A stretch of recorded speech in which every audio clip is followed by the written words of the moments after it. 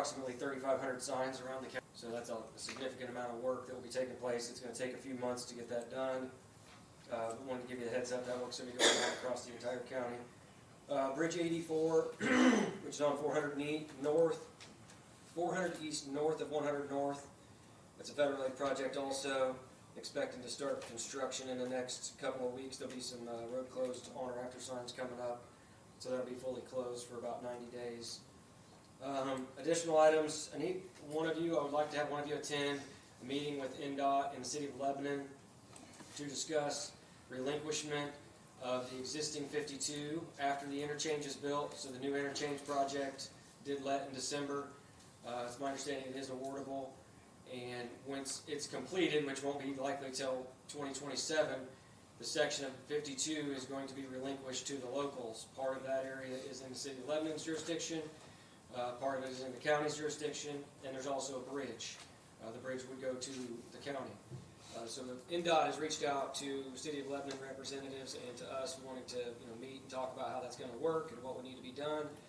I would like to have one of you attend, because eventually that comes an agreement from NDOT for that relinquishment. There may be other relinquishments discussed also. They've talked about relinquishments around the county in the past, and I know that's a big thing that NDOT's trying to do and has done in other counties. So I want to make sure that I got somebody attend that meeting with me if possible. So I don't know which one of you would like to do that. I'll volunteer to do that. Okay, likely to be in early February. Try to work out some dates and times that'll work for everybody, so I'll send you that'll work. Another item I just want to bring to your attention, I'm going to mention to the council tomorrow because it might impact them also. But there's legislation proposed in a House bill that's yet to be submitted, but seen many articles on it, that would require the county to have a wheel tax in order to be able to continue to get community crossings matching grant funding. So that's a significant concern for us because we don't have a wheel tax. What a wheel tax is basically a fee that's paid every time you renew registration. Approximately a third of the counties around the state do not have a wheel tax. In about 2017, they changed legislation where municipalities could also enact their own wheel tax, and only like 12 or 13 have, is my understanding. But if we would not have a wheel tax, we would then not be eligible for $1 million, this year it's $1.5 million of funding that we have been significantly relying on for road preservation, bridge projects, and small structure replacements. That's just proposed legislation at this point. Obviously that could change. Our Association of Highway Engineers and Supervisors has been adamant in the past that it also include local effort. So if we would use our own local dollars, whether the general fund, food and beverage, any other funding mechanism that wasn't a wheel tax, that also be included as part of the support. So we wouldn't have to enact a wheel tax to continue to get community crossings. But if that legislation moves forward, I think it's important that we reach out to our legislators and let them know why that's an issue for Boone County. Passing a wheel tax goes, hits everybody in the entire county, but also takes the county council's effort. But it's our understanding from previous presentations that the big windfall of those dollars goes to those municipalities that have annexed a large part of the area. So it wouldn't be the big windfall for the county, but the county has to enact the tax. So I want to bring it to your guys' attention because of the impact on our infrastructure. I also want to make sure the council's aware of it because I think now is the time to make sure we reach out and let our legislators know that that's a concern for Boone County. Thank you very much. Thank you. Human Resources. She was here and now she's not. IT support. Elected officials. Oh, I'm sorry, hold on. I'm clearly not an elected official. Mr. Van Horn gave this to me. He had to leave. He said Wendy McMahon needs to be appointed, actually reappointed by the commissioners to the, as a board member for the Boone County Convention and Visitors Bureau. It's a commissioner's appointment. Wendy has served on CBB for quite a while, so they're just asking to reappoint her. We want to do that today, is that right? Move to reappoint her. I'm sorry? I move to reappoint her when you bring I'll second. All in favor? Aye. Aye. All opposed, same sign. Wendy's back on. Debbie? Yes. Debbie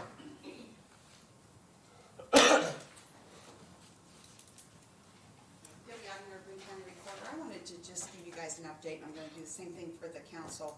At the end of December, actually the 26th and 27th, I just wanted to compliment the work that was done by the auditor's office, the assessor's office, our office, regarding the situation that occurred that actually saved tax dollars, because had everything not been done, Jennifer Leslie's the one that kind of realized what was going on, and we needed to get paperwork done, or we would have had a tax issue the next year, or this coming year, that would have been due to the IEDC would have been able to declare some of the properties that they currently have as not-for-profit, so there would be no taxes paid on that. And it was the AI, one of the new AI businesses that was going out there.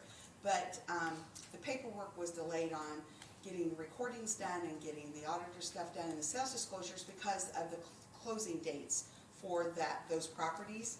And I think there was about 40 parcels. And so Jennifer realized that and let us know, because there's a time frame, like when everything gets submitted and how it has to be processed. So Jennifer came in, she had been working from home, came in, she ended up staying at the office until 5:30. And as you know, at the end of the year, a lot of offices are short-staffed because everyone takes their vacation time then or their time off. And so then the auditor's office ended up getting, we had a 96-page, let me make sure I'm right, no, 69-page deed. And so it gets approved by the recorder, then it goes over to the auditor, then they have to verify all the parcels that are involved with all of that. So that came in on like a Thursday, and there's no way, it came in like at 3:30 that they could get that done. So the next morning, everything got submitted through a Simplifile. They got everything reviewed and looked at the next morning and got all of the parcels verified. So everything was, we were able to accomplish everything we needed. That was the deadline when we had put in to tell everyone we weren't going to, Simplifile wasn't going to be open on Monday. We were not going to be able to do financial transactions on Monday. Also involved with that was that there were ordinances that had been done, that had been recorded. Well, those needed to be recorded after the deed was done. So that had to be undone and then redone again. So the reason I'm standing here isn't just to brag about it, but I want to let you guys know, and I want to let the taxpayers know. Many times, elected officials get slammed for every single thing they think or do or say.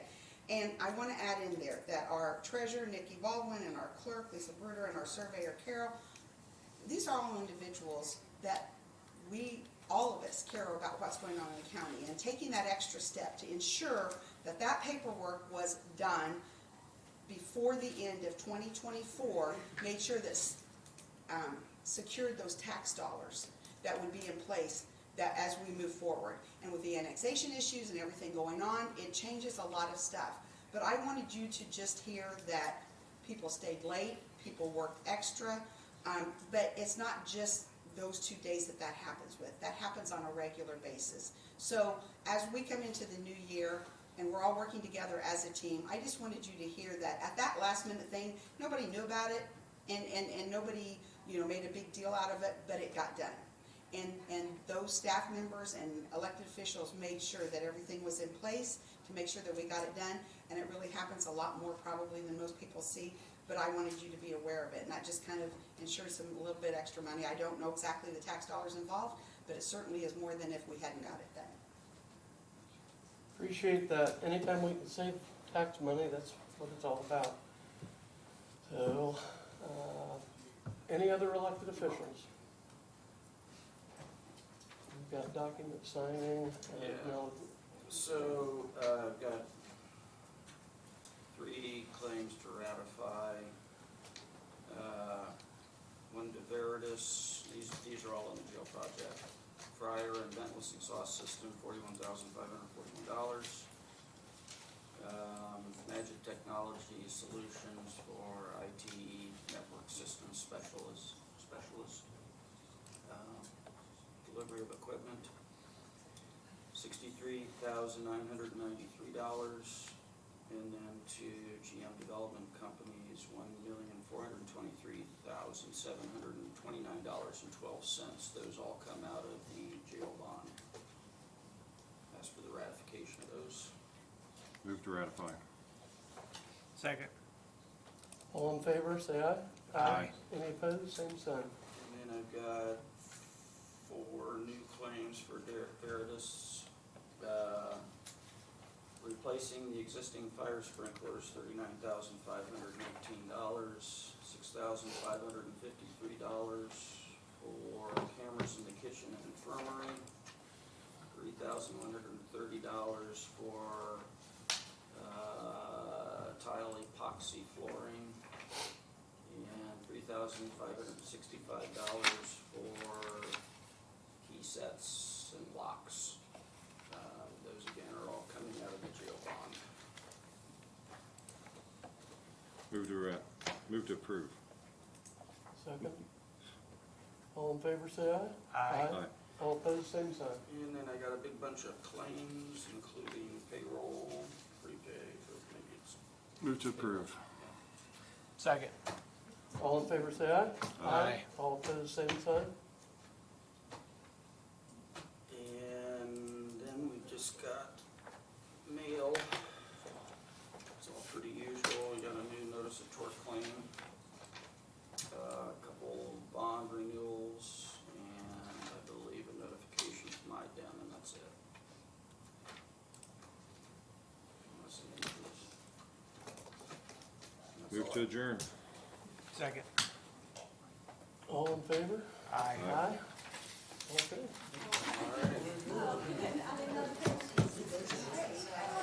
You guys got a bunch of stuff to sign, don't go anywhere. You can turn it down.